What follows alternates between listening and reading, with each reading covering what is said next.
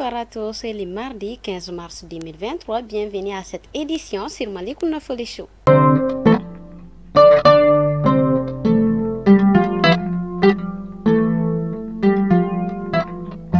L'Organisation pour la mise en valeur du fleuve sénégalo OMVS a célébré le samedi 11 mars dernier son 51e anniversaire au siège de l'institution à Dakar. Le thème de l'édition de cette année a porté sur le projet de restauration de la navigation sur le fleuve sénégal. Les États membres du G5 Sahel ont fait le point le mardi sur les implications du retrait du Mali de ce cadre institutionnel de coordination et de suivi de la coopération régionale en matière de politique de développement et de sécurité.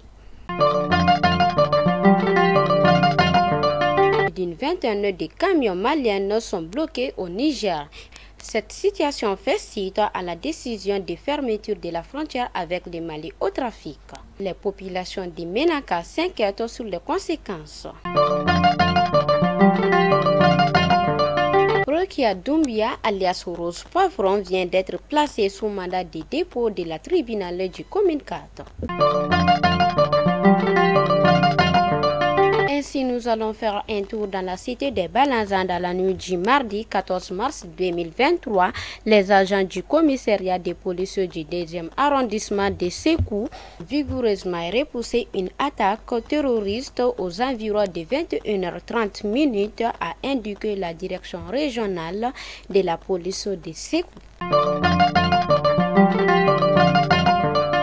Et enfin, nous partons à Duré. Le poste de contrôle des forces armées maliennes à l'entrée de la ville a été la cible d'une attaque terroriste le mardi matin vers 7h. Un policier aurait été tué et un gendarme blessé selon des sources locales. Que leurs amis reposent en paix. Fidèles abonnés de Malikounda Foli Show, c'était l'information du jour et à demain, Inch'Allah.